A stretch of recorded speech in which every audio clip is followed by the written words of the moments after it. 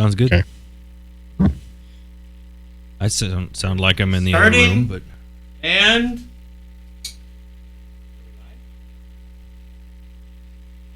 yeah, we're live. We're live. wow. I'm sorry for the delay, people. When Chuck was setting up the event on YouTube, I accidentally had a second camera in there, and it got all torqued off about that. Did not like it. It said, hey, you're missing some settings. Well, that's why there was no data. It was trying to get data from a non-existent camera. Well, yeah, because YouTube now has a feature called multi-camera. Oh, where really? you can have multiple cameras going in there. So we can have like multiple live streams, and then as you're watching, Katy Perry or whatever, you can click different cameras down the side and say, I want to watch from the stage, I want to watch from the audience, I want to watch from the background, I want to watch from the left side, and you can watch the same event from multiple angles. Interesting. Yeah, I was thinking if there was a way to do that here so that the watcher could change around the cameras and then Donna wouldn't have to come in. That would be interesting. That would be very We interesting. shall see what comes of that. I'm keeping my eye on that feature. All right, in the meantime, we are going to get started with the show. So, Hey, wait a minute. Where'd Donna go? Donna's right here. Where? She doesn't want to be on camera. She's running the cameras, and she is in full control of... I've got her microphone down. There's a reason for that. Well, see, I asked Michael, I said, who else is there? Oh, just me. I'm Chuck. Yeah, just me. But I kept hearing a cough, and I was like, that sounds like a female cough, unless Chuck's very effeminate tonight. You're so cute. All right, I don't like even really, have really audition low. on the screen. I can't hardly hear. You can't myself. hear... Why is Testing, Mike... testing, hello, hello. Why is Mike 3 low? I don't know. Here, we'll do a quick audio check. One moment here. Okay, give me a check. Test 1, 2, test 1. 2. You are ridiculously low. Yeah, I don't wonder. Was the cat in here on the board? Cats don't have Test, opposable test. thumbs to turn pots, as far as I know. No, they come up with interesting ways of doing it. So A little more. little more. Give me a little tweaky. There we go. Hey, there I am. There he is. That's and then better. I can always back you off if it starts to peak. Okay. Yeah, that's fine. Stop. And you see what you get by watching the video and showing up live on the stream? Craig, is anyone on the stream? I see 2 watching, and I'm trying to get Tim Elliott in there. Okay. Then we shall commence with the big red button. Here we go.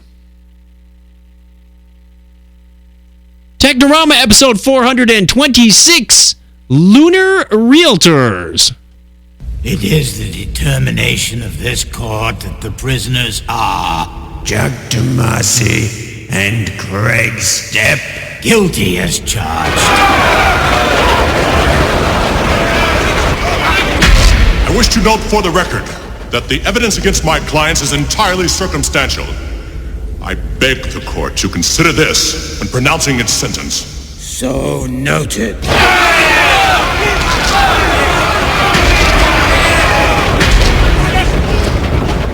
It is the judgment of this court that without possibility of reprieve or parole, you be taken from this place to the dilithium mines on the penal asteroid of Technorama.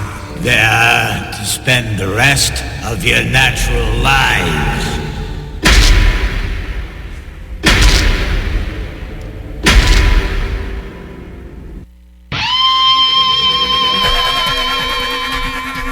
Good morning, folks. This is your captain speaking. Technorama. Remember when?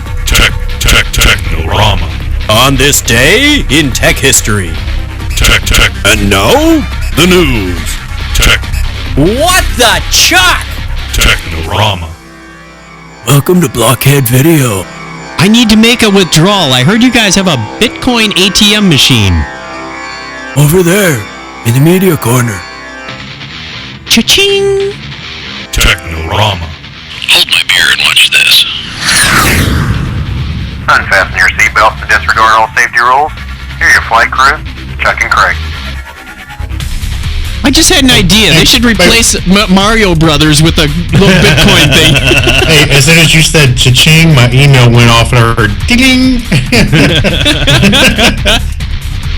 We can do that. Bitcoin. Welcome to Technorama. This is the show that takes a lighthearted look at tech, science, sci-fi, and all things geek. In other words, we're just here to have a whole bunch of fun. If this is your first time listening to Technorama, thank you very much for joining us. If you're a returning listener, welcome back. We appreciate you giving us your time. I am Chuck Tomasi, and with me, as always, is Craig Stepp. How are you, Craig? I'm actually earlier in time now. Is that a web joke? Earlier? Earlier in time? No. And Earlier. once again, in the studio, in his former studio, is... Hi, Michael. How you doing? Still here. I'm still here. I never go away. He does go home. You know, I hate it when I do that. I'm going to start figuring out something else. Nah, you'll figure it out. It just takes I just got to keep my hand on there. It's only during the intro this time. At least I'm getting a little sharper on that. You'll get used to Are it. you? Or we'll have to get quicker at our intros to squeeze them into that 5-second delay in there. So, well, why don't we take care of that then? No, 15, number 2, track 2. There we go. That one. Coming up in this episode, and not necessarily related, we have Red Skull, Doctor Who, and birthday party clowns. You should be very afraid. They sound related to me, actually.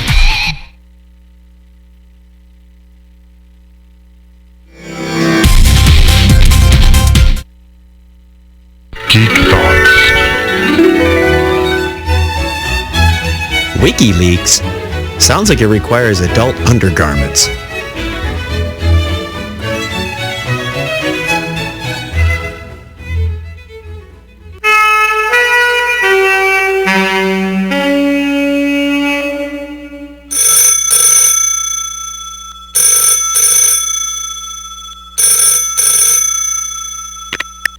Hey, little angel.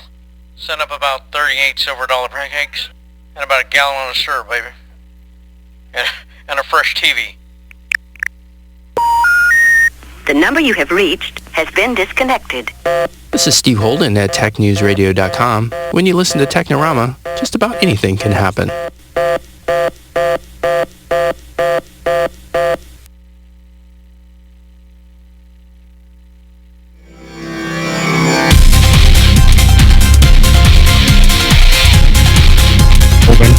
And apparently anything is happening tonight. Mm-hmm. Everything is happening tonight. Hey, I said he sounds like a much younger Steve Holden.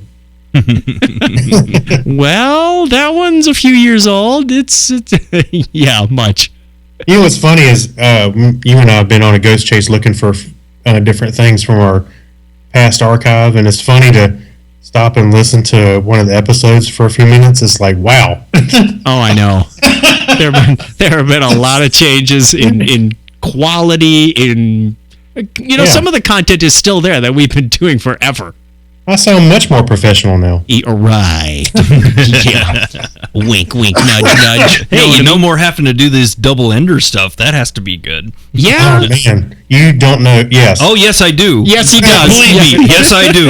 Hey, I stopped my sentence short. I know. Remember who you're talking to. I do. Email! Letters. Oh, we get letters. We get your letters every day. Mailman, mailman, mail today. Reach right out and pull one out. Those letters. I love those letters. Wait for it. Let's find out what you got to say. Oh, boy. Now, wait a minute. Did that old boy sound like Mike or not?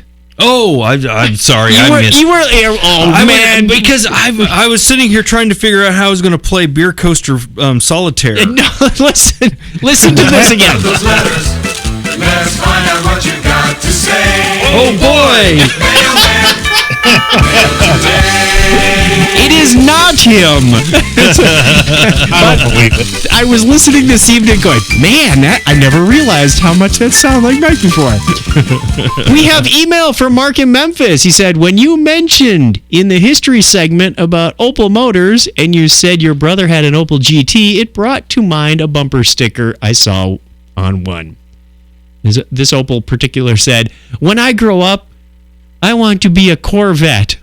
He always wanted to have one. Have a Marvy Day. Nice. You could have done better if you called in my reading on that. But we also have one from Doug in, it says Arizona, but it's actually Australia. I screwed up. My fingers are now in the habit of doing AZ. AZ. Like you're some native to Arizona, and all of a sudden, give him time. Nope, I don't have to worry about time zones, and I keep hitting AZ on mine. I was filling out a form this week. I almost wrote the old zip code on there. 54. Ooh, no.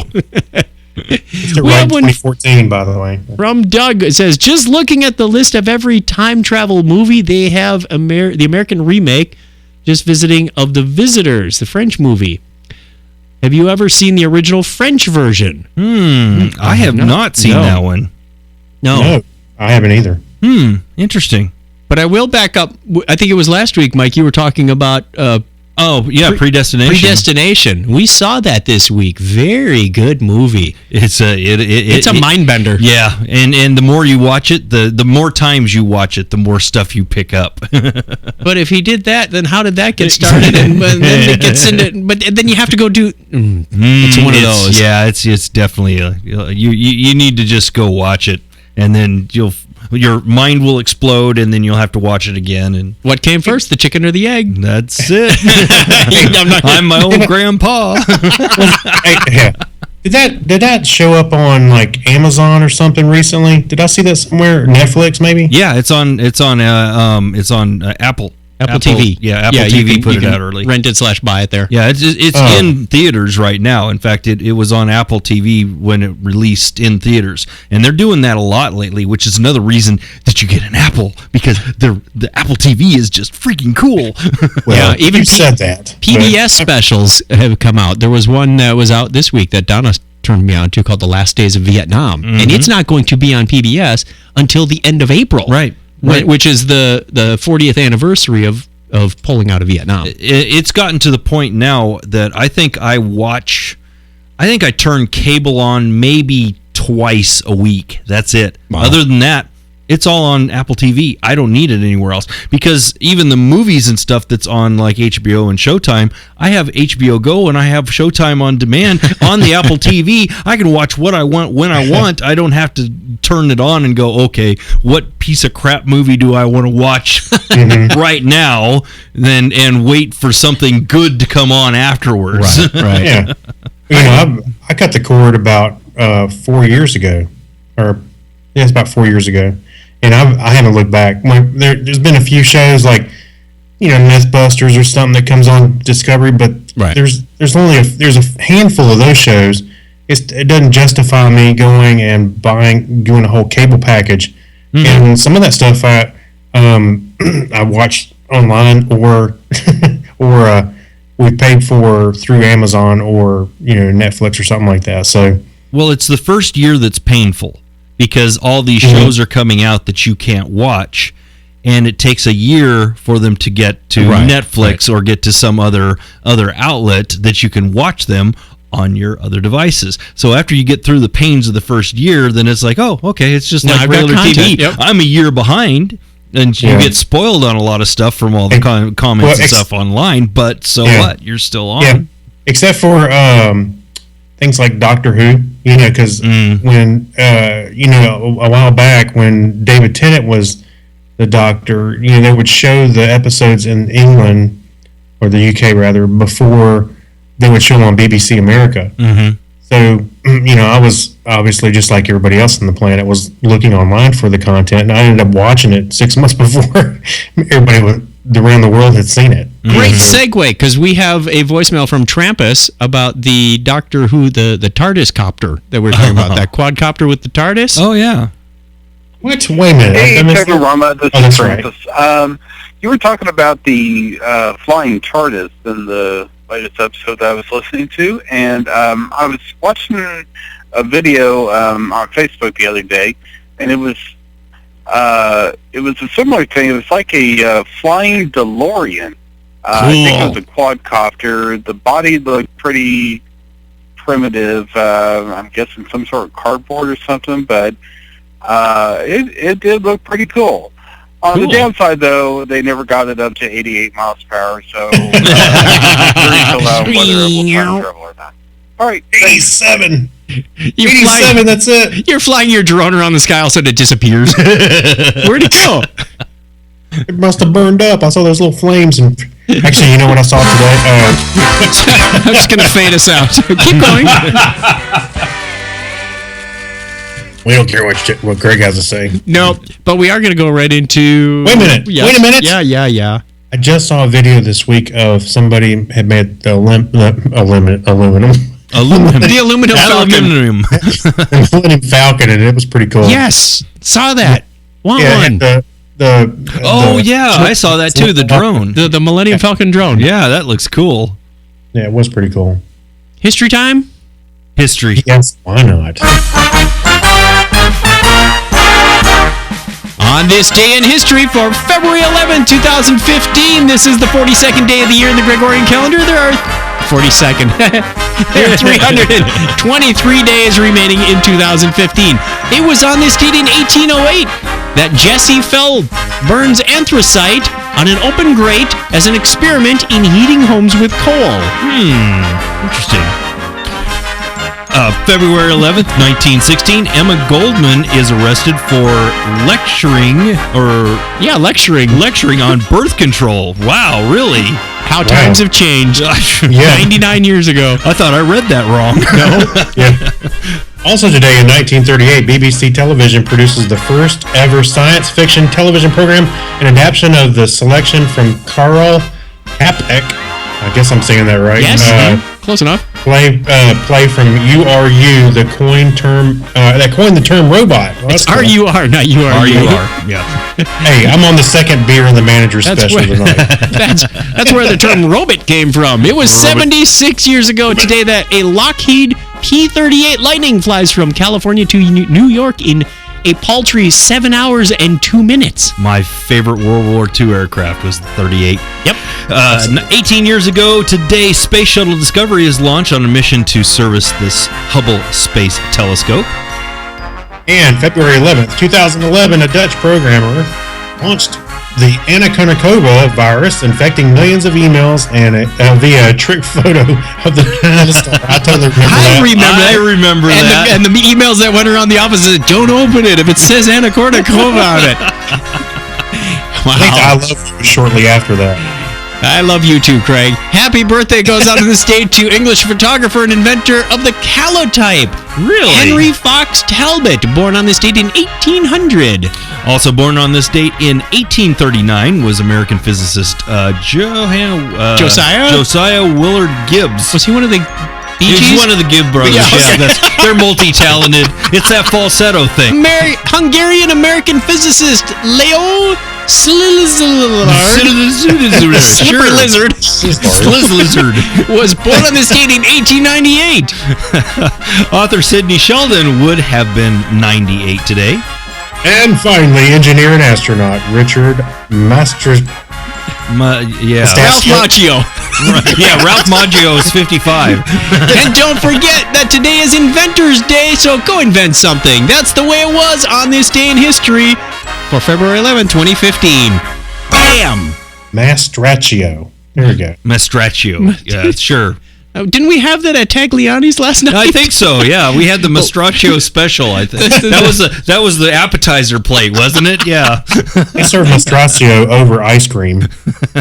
We had the lasagna, we had the spaghetti, and the fettuccine, and the Mastracchio, and the greatest fried mushrooms ever. Oh, those were awesome! God, and I'm not a mushroom person, and I thought they were awesome. I might have to get an order of those on the way home. Good startling news, everyone! Well, we talked about the robots today, so why not start out with a robot story that's going to put birthday clowns out of business? Oh, no. Yeah, hooray, is what I'm saying. That was facetious. I hate clowns. Facetious, he was a Greek philosopher, right? Yeah, that's it.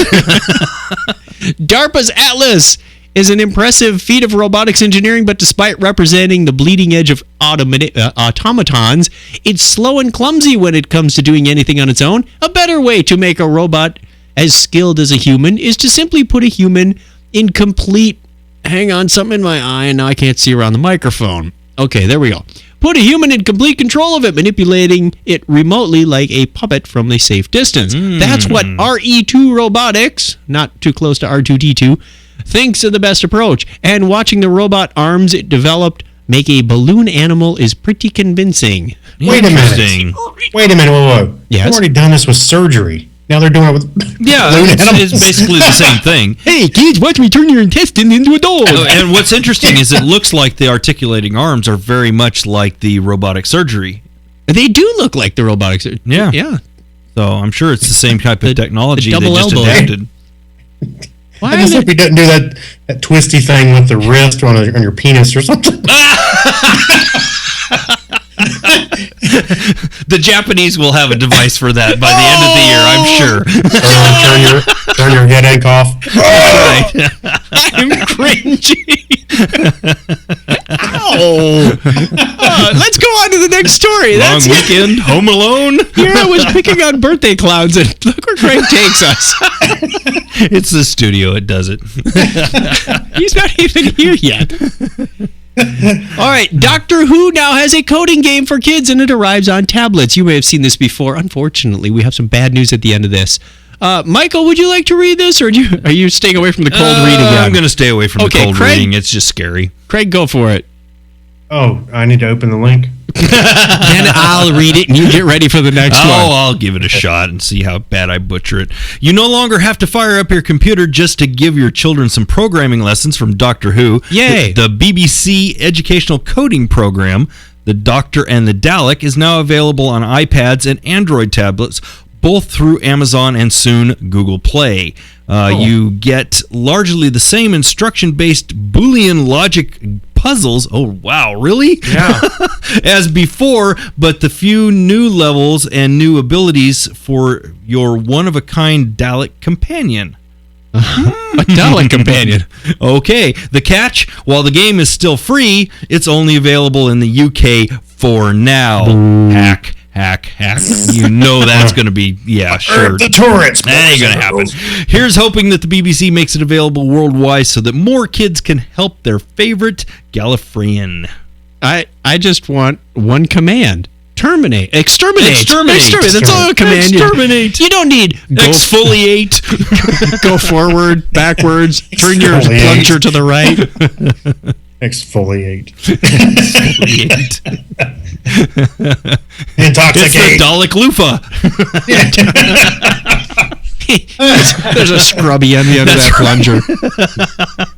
Right. Alrighty, now we know where that's going. Let's look at the birthday calendar. We have unsolicited Swoopy from Skepticality is on the 11th. I honestly don't know if she listens or not, except when we're at Dragon Con in front of her face. Yeah, I'll forward this episode to her. Psst, you've been tagged. We'll tag her in this post. We have 3 Valentine's babies. Douglas E. Welch of Career Opportunities Podcast, Darusha Wame, and Andrew, the new VP in Illinois. Okay. VP of what? VP of Illinois? Okay. Illinois has a vice president? Who's the president of Illinois? When did they succeed from the Union? It's a new thing. Evidently. We just missed it. We got to check our news feeds. Oh, Philip from Australia is the 15th. We have not heard from him for a long time. Hopefully all of you are still out there listening, and we wish you all the best. Happy birthday. If it's your birthday and you're not on the calendar, we also wish you a happy birthday. And if you want to be on our calendar, go to truckchat.com/wiki, and we will wish you a happy birthday when it comes to be your birthday. We promise. We don't promise anything on this show. There's no guarantees. I didn't say there. I didn't use the word guarantee. I just said we promise. Warranty void in Illinois. Break time. Everybody needs to smoke them if you got them. We're going to come right back with the hacks and strange stories. And, oh man, we got some Media Corner stuff that you'll want to stick around for. BRB.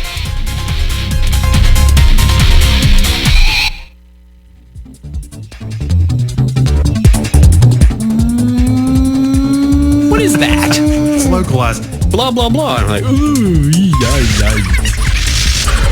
oh, that's not good. Yeah, things are all rancid. Was it past the expiration date? Would you like shipping instructions with that? Lickety-splickety-snappity working just fine. Shopping Craig on Technorama. What is it with these guys? It's all done. Excuse me, what do you think of Technorama? I don't know.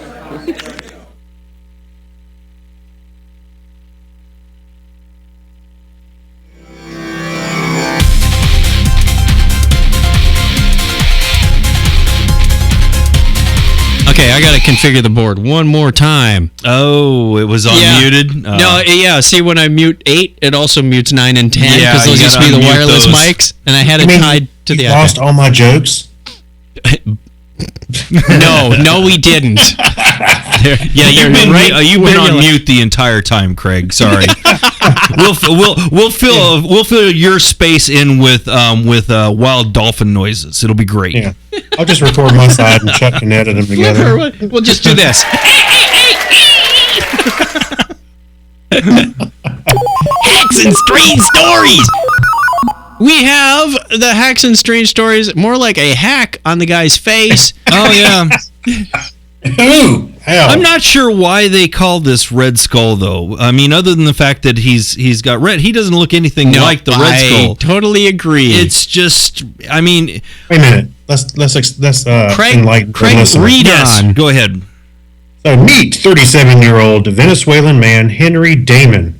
Henry has had face implants, tattoos, and the end of his nose cut off. Oh, that just cringes. That's as bad as the robot twisting your, It looked more like Captain America's arch nemesis, Red Skull. Obviously, he's really going for it. Apparently, I'm sorry, I threw in the word apparently because it is.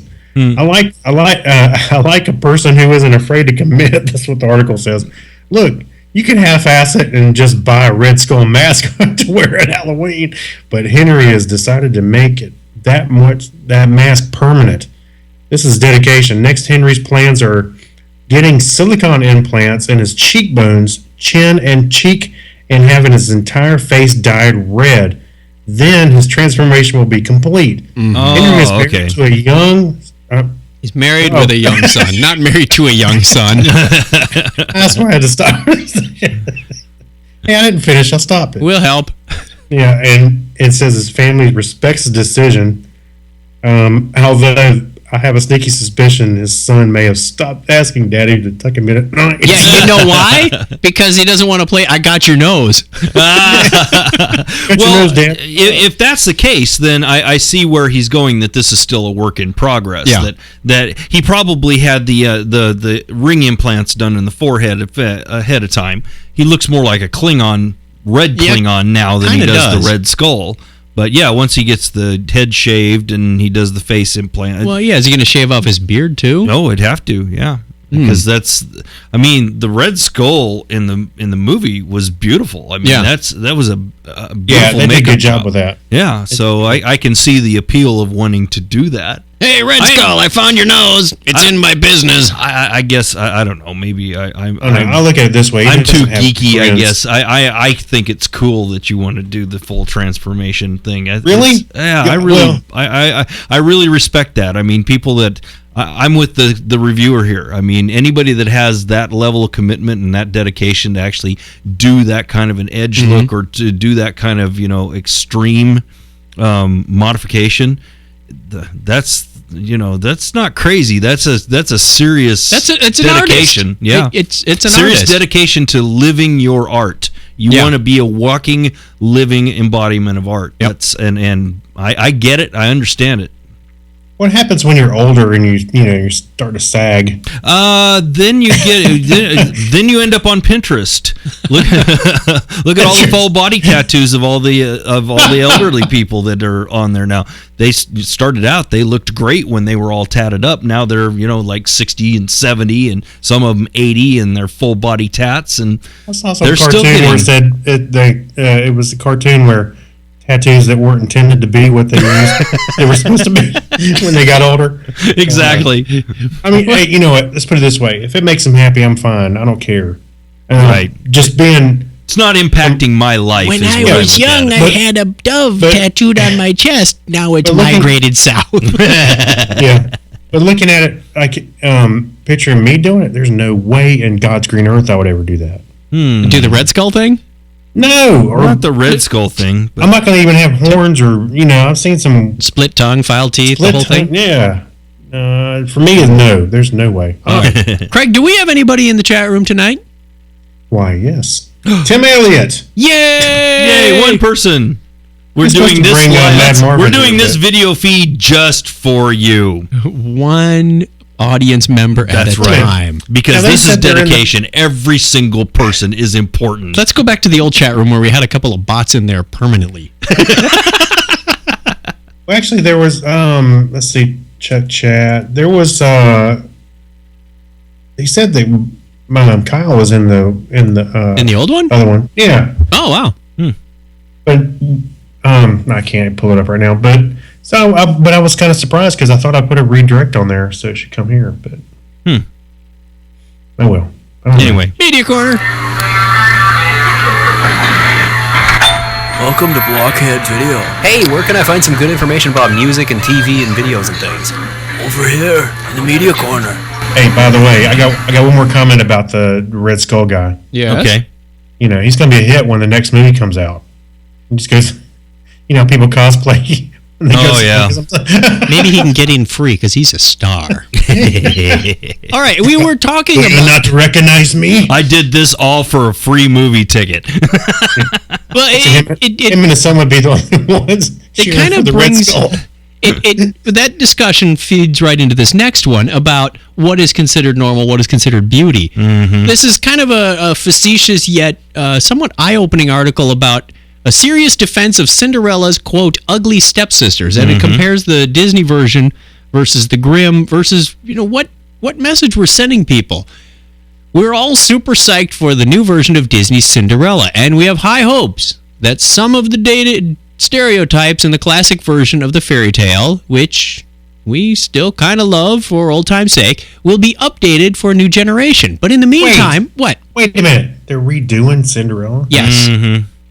Animated, or is it like... Who knows? I've been trying to avoid this story altogether. Okay. I'm sorry to interrupt. But this one is cool. This story is pretty But in the cool. meantime, let's backtrack to the three original versions of Cinderella. Charles Perrault, the Brothers Grimm, and Disney's. We've always thought that Cinderella had it bad. But the real victims in this classic story are Drizella and Anastasia Tremaine, the so-called ugly or evil stepsisters. Sure, they may boss Cinderella around way too much and react with hostility when they realize she stole their stuff, but we can chalk that up to three things. Fairly common sibling rivalry, a crappy mom who pitted the sisters against their stepsister, and a bunch of mice who did steal their stuff. Yes. And that's just the beginning of the whole stepsister misunderstanding. In all the variations of this fairy tale, a couple of things remain constant. The evil/ugly stepsisters dynamic and a really complicated pair of shoes. Right. Shoes can be tricky, y'all. But have we ever stopped to take a look at the real story behind the Tremaine sisters? The first thing we know about the stepsisters is that they believe, as so many children do, whatever their crazy, demanding mother tells them is true. Right. Which is basically, you'll only be happy if you win the love of a man. How screwed up is that? They are clearly living in a dysfunctional household, run by a woman who values male acceptance above all else. Secondly, Now, here's where it gets interesting. Secondly, in the version by Perrault, the sisters are not described as ugly, but rather proud and haughty. Haughty isn't awesome, right? But what's wrong with being a proud woman? And how did that translate into being perceived as unattractive? Okay, time out. So because the sisters aren't naturally timid/total pushovers, that makes them ugly. Exactly. You're breaking our hearts over here, and it goes on for a couple of pages. Absolutely. That's exactly it. It's ugly as in like bad attitude. Not ugly. And you got to look at the time, how far we've come from back in the days when basically women were property. And they were treated as such. They're non-humans and treated as property and to be sold and to be used as collateral for the household. So now we have evolved from that, the times of the early writings of this story, to where we are now. And we look back at that and it just seems so unbelievable. That makes me wonder how they will cast or write these characters in the new version. You can make them ugly internally. I mean, they may make real knockout stars that are beautiful, but just have a ugly attitude. They're ugly on the inside. Yeah, I love hope that. they do. That's what I'm hoping. Me being from the South. I don't know if you guys have heard people use it like this, but I've heard, "Hey, don't be ugly," and it's actually because you're being rude or not proper to somebody. Right, exactly. You got an ugly attitude, or you have an ugly way about you. You're not ugly physically. You're just ugly inside. And that's the way you should. I as much as I hesitate to say judge people, but that's how you should. How you should judge people. Be open at first, not physical appearance, not anything, but let that. We're getting into parenting now. Yeah, I know. So now, kids,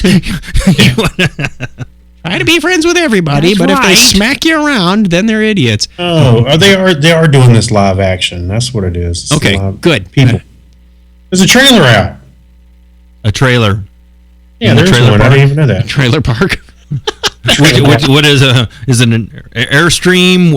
Which trailer are we talking about here? No, for Disney. The Sydney. I'm sorry, the Cinderella. I see a trailer on here. Craig, we have Star Wars news as well. Wait, what? Want that story? Yeah, let me click the link. I think we need a road trip.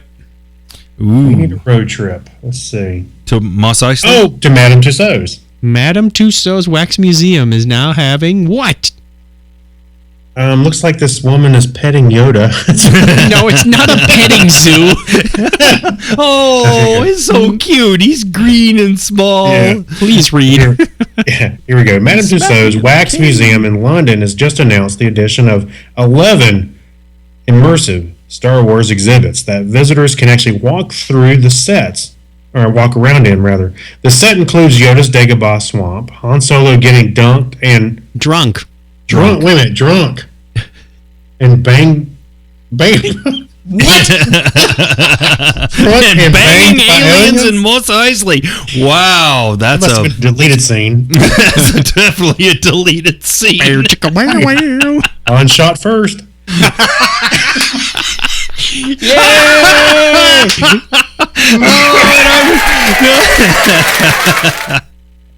That was a good one. Ouch.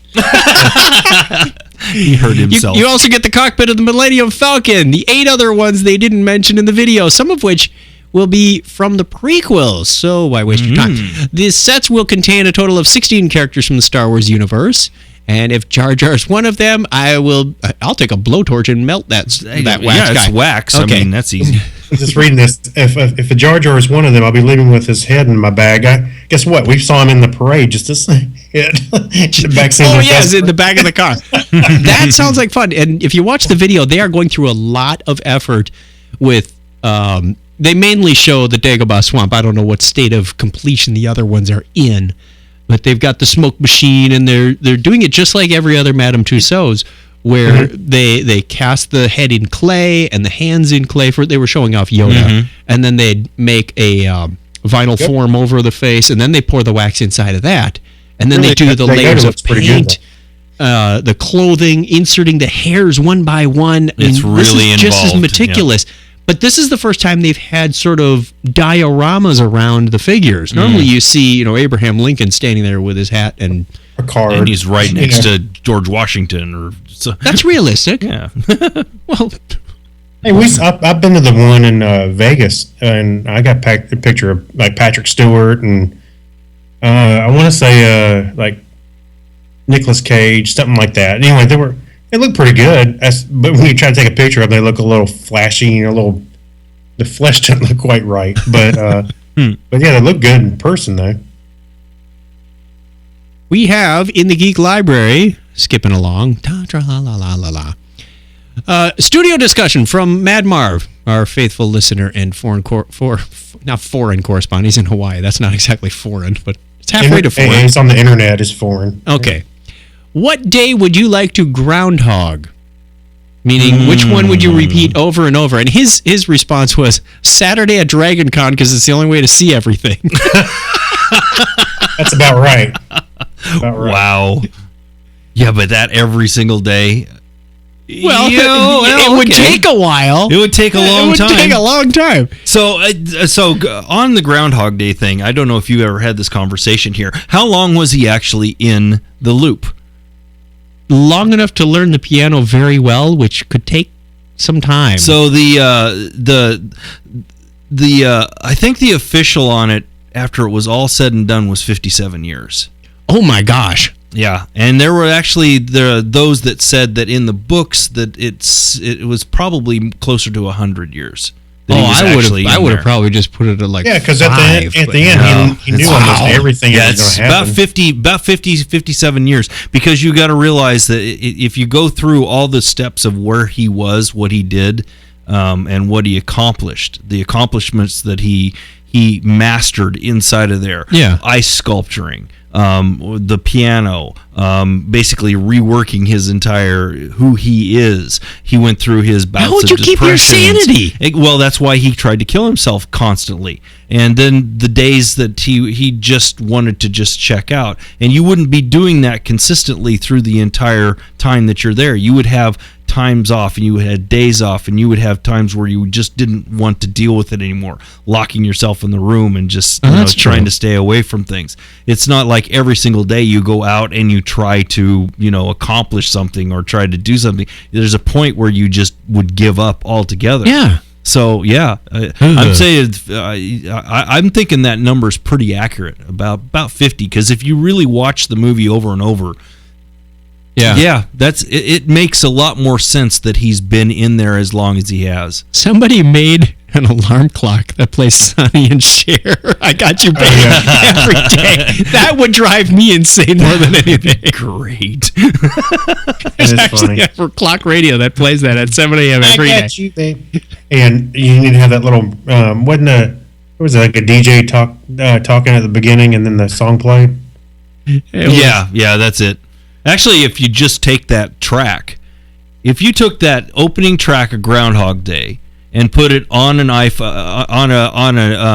well, actually, if you just got an iPod, get an old cheap iPod from somewhere and make that the first track and make it play the tracks off your iPad every morning, you could have that right now. It'd be terrific. Yeah, Thanks. You could have that right now. You just plug it in and make that the first track to wake you up every morning. You know what? I'm going to put it on my phone and make that my alarm. I'll make it Craig's ringtone now. That's awesome. That would be fun. Standing in line, and all of a sudden it's. I should do that without telling my wife, and it'll just start playing in the middle of the morning. What? Maybe I should make that Donna's ringtone. Craig, you still got the Technorama theme. I do. Rise and shine, campers. All right. So what days would y'all pick for your groundhog?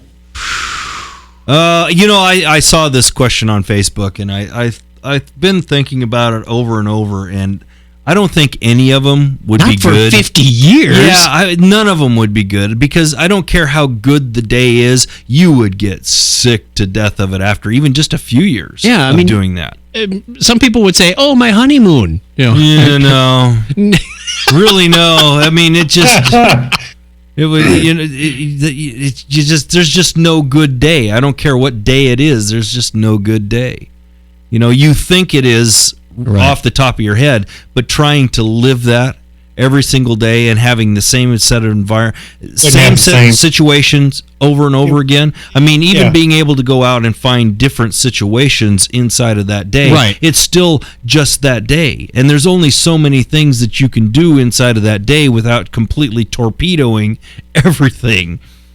But now think about... by the way, something I did try to groundhog, and that's seeing how many times I can watch Star Wars. The first time I saw Star Wars, I ended up after I saw it for the first time, and anytime I heard that somebody was going to go see it, I would go see it with them again.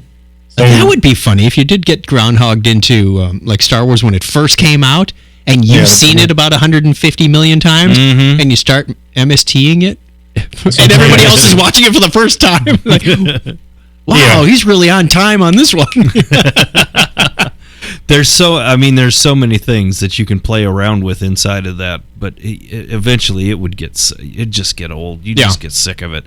I mean, look how long did it take him to figure out how to rob the armored car? I mean, that would have taken a year in itself just to get to the point of where you could get good enough to actually make that happen without getting arrested. Yeah, and you're right. After so much time towards the end of the movie, he knew where everybody was going to drop a glass or whatever. The kid falling out of the tree. I mean, the old lady's having the flat out on the freeway. He knew everything about every aspect of his environment at that point. You have to remember, though, that started out as like a curse. That's the day he didn't want. Mm-hmm. So imagine if you got stuck in the day you didn't want over and over and over again. What would that do to your psyche? Right. But even if you had the day that you did want over and over and over again, I mean, it's like having vanilla ice cream for the rest of your life, and that's all you can ever have for the rest of your life. I mean, I don't care how good it is. It gets bad really fast. I think we should do Friday at Dragon Con just to mess with Mad Marv.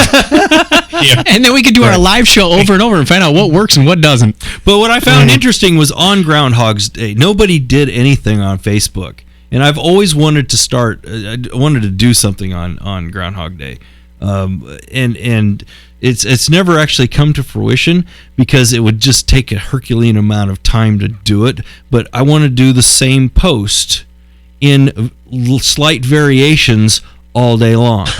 It's the same post, but just with little slight variations inside of the post. Oh, that's creative. And just throw it up there all day long. You have to start thinking about that now, just to fire it out and next that's year. it, because in order to do that, even if you put one out every half an hour or an hour, I mean, that's a chunk of them. Tag Bill Murray on every one of them. Hey, by the way, speaking of Groundhog Day and Bill Murray, it was in your neck of the woods. You had the big story that was similar to the Groundhog Day experience in the movie. Were you talking about the one in Wisconsin where the groundhog bit the mayor? No, in Phoenix, Arizona. That's hilarious. I didn't hear about it. It made the BBC? Sorry. Anyway, let me finish derailing my Chuck here. Hey, y'all can talk amongst yourselves in a minute.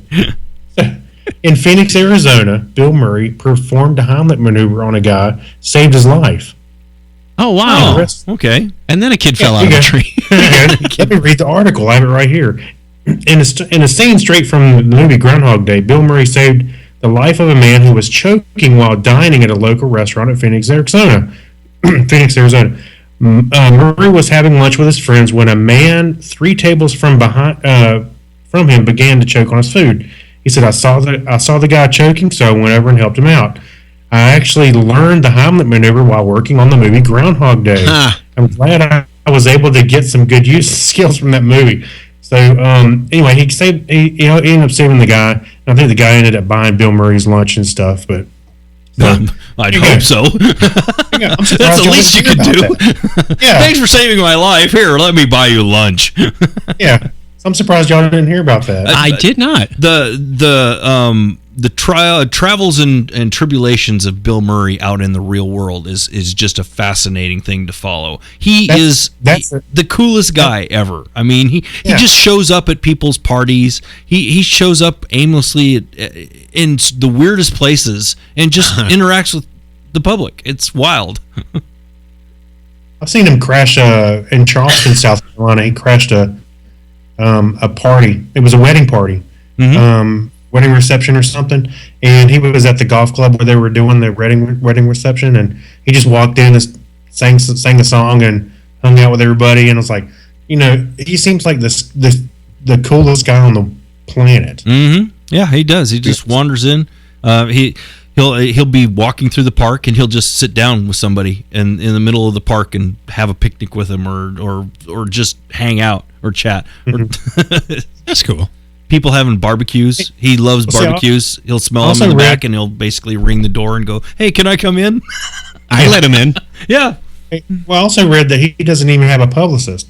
It's just that people will call. He's got a phone number. People call and pitch him an idea for a movie, and he'll just pick what he wants. Yeah. It's like, wow. That's pretty cool. All right. We are winding down the show. Thank you very much for watching. Thank you for listening. Thank you for downloading. Thank you, Michael, for coming on over. Yeah, no problem. And thank you, Craig. Yes. Oh, yeah. Thank you, sir. And I want to thank everyone. It's that early time of the month again when I thank all the donators to the tip jar. Thank you very much. You keep this show going, and we encourage you, if you haven't been donating, to head over to chuckchat.com/Technorama and click on one of those links. Didn't we set something new up, Craig, or were you working on that? What's it called? Not the PayPal thing. Bitcoin. Oh, Patreon. Patreon. Yes, I knew it started with a P and it had to pay. Yeah, that's coming. That's coming. Yeah, soon. please support us with Bitcoin. That's what we need. Right. The ATM is hungry. Why can't I buy a beer with this Bitcoin, man? Because they can't make change. Yeah. And thank you. I should also say a real quiet thank you to the person behind the camera work, my lovely wife, Donna. Thank you very much. She has been doing this. She's now a veteran. Yes. For the second week, doing a mighty fine job. Yes, indeed. Thank you, you, Donna. Can see who's talking and when, because these cameras don't magically do themselves. Someone's got to sit there, and we appreciate that very, very much. So until next week, we want you to tell a friend about Technorama. If you want to get in touch with us on the listener line, you know the number. I say it every week. I don't know it. 206-222-2428. Easy for you to say. Yeah. Or send us an email, technorama@chuckchat.com. Till next week, tell a friend about Technorama and give me ye oldie binary high five-y. 1Z01Z. Wait. That sounds weird.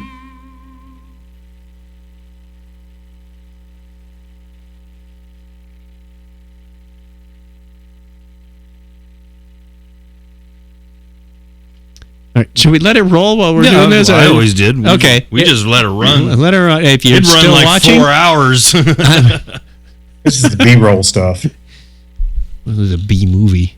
Okay. So there's a staple under here that I'm trying to get after here. It's yours. You put the staples in this place. I never sat over here. I didn't know it was here. You keep bonking your knee or something? No, I just could feel it under there. There we go. There. All right, I got to get rid of those obnoxious gaps that didn't play when I started playing things. Like there. Hey, check this out. It's like a post from... I was trying to figure out who was replying to a post I made on Google Plus a while back. Yes. Well, here you go. So this comment just came in, and I was like, okay, somebody commented on something I did. This is from June 29th of 2011. I said, I'm watching some Star Trek Voyager. I'm liking a lot more this time. You know, Janeway turned into a decent captain. That's what I thought.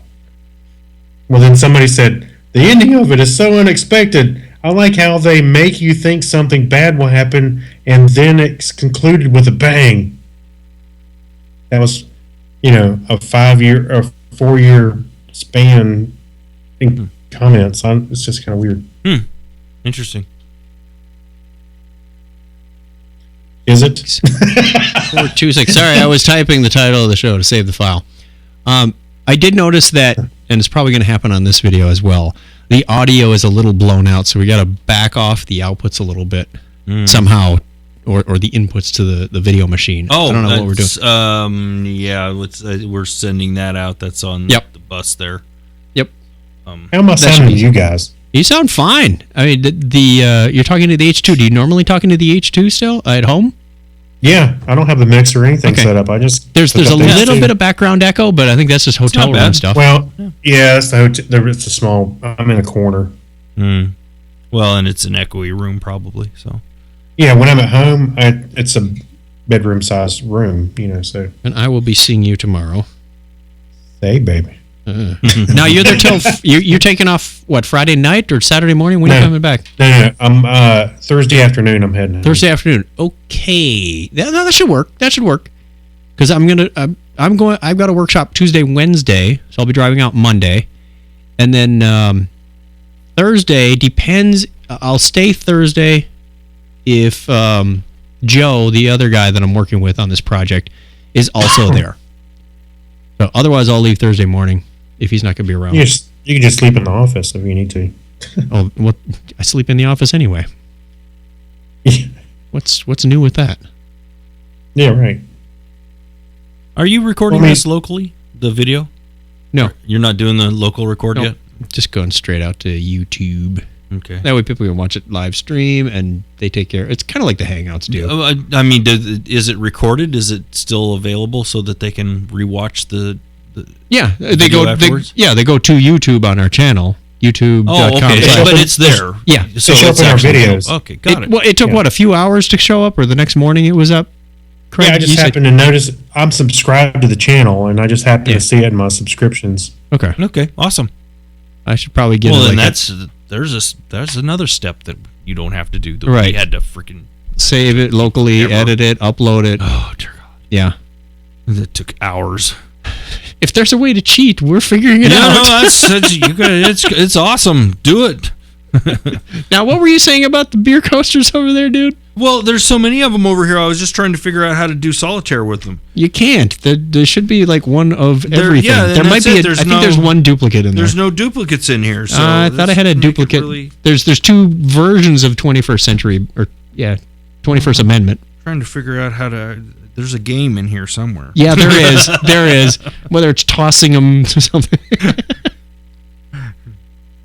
There's a likelihood Craig's working on a plan to get here in April. Oh, awesome. Because our company user conference is in Las Vegas, so he was going to fly here. Oh, yeah. And then hang out for a day or two, and then we'll drive up to the conference, or maybe you're going to stay on the way back. I don't know what it was.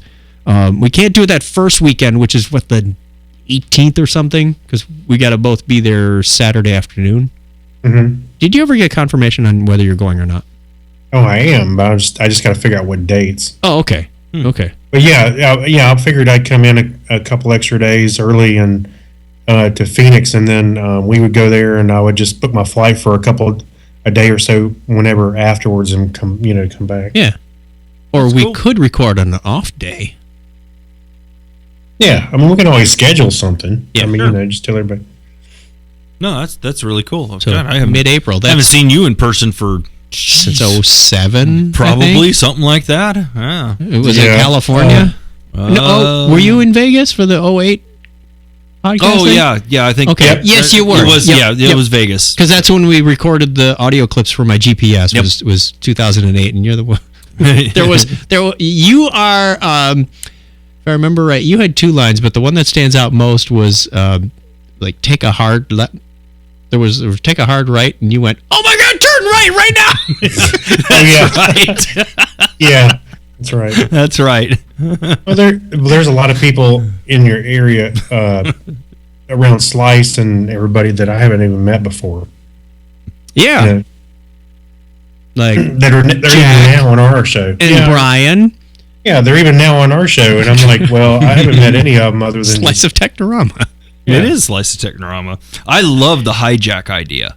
I think that's just cool. Yes, as hell. we can't tell that to the viewers. Oh, I'm sorry. That's right. We're feeding.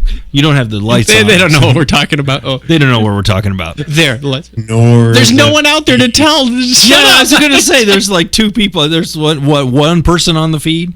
Well, the on-air sign is most effectively out there, so nobody vacuums.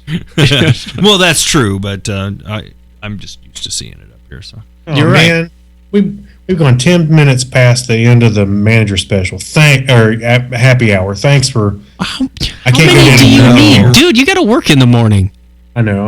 I only need 2 small ones. Right. Small ones. Is it every night? Huh? Is it every night? Every night what? Oh, The yeah. manager The manager special? At the Embassy Suites? All right. Yep. Well, Yeah, we'll hit tomorrow. I'm going to talk to the front desk and see if they'll trade up equal or like for like membership, and I'll get rid of Marriott and start staying at the Embassy Suites because they're usually cheaper, but I don't want to spend 2 years building up my membership. Hey, So I know Avis did that. I mean, National did that with Avis memberships. They said if you're an Avis Premier or First or Priority or whatever, come on over to National. We'll honor your membership. Well, you know, when I came in earlier, I don't know, I can't remember if I texted you this or not, but I came in earlier and they were like, she at the front desk was seemed excited, but she was like, "Oh, service now. Welcome back. Thanks for, staying with us." And I'm like, "Okay, cool, thanks." Well, I'm in here in my room a little later, and there's a knock at the door. They bring me a plate of cookies. Wow. because we're ServiceNow customers, or I'm with ServiceNow, and ServiceNow is a customer, and then they appreciate it. So I was like, okay, thank you. The Marriott better step up their game. All right. Hey, by the way, in the morning we'll get breakfast. And they have breakfast for free downstairs. I'm talking like an omelet. So I thought you needed like vouchers or something for that. No, I just used the room key For breakfast? Yep. Sweet. Okay. Tasty. You get breakfast. Although the stuff at the office isn't too bad either.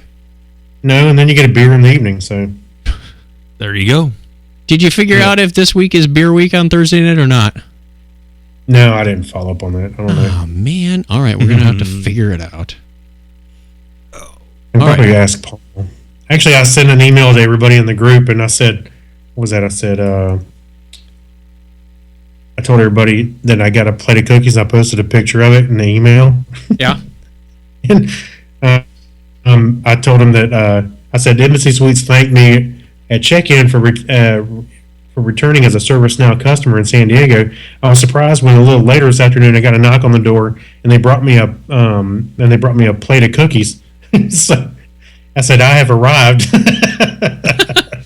You must be important. Yeah, even Paul Vorn popped in. He said, "Oh, big time." So I posted a picture too. Well, when you sign in as Fred Letty, you get some pretty good perks. Right. That's right. All right. I got to run. I got to pack for tomorrow. What time will you be here? What time are you leaving? I'll probably be leaving pretty early in the morning. I want to get there early afternoon so I'm going to have time to figure out the audio stuff in Shark Tank too. Okay. Are you in the old building or the new building now? I thought most of PS moved over to the new building. I'll text you and let me know. I have no idea. All right. So there were several people. Oh, I'll have to catch up with you while you're in San Diego. I'm like, okay, just email me and I'll let you know where I'm at because I have no idea. All righty. So I'll talk to you later, sir. All right, have a good one. Thanks. And I'll see you tomorrow. Yep. Good night, Michael. Good night. Bye. Good night. Is Donna still there? Yep. Oh, good night, Donna. She's waving. Bye.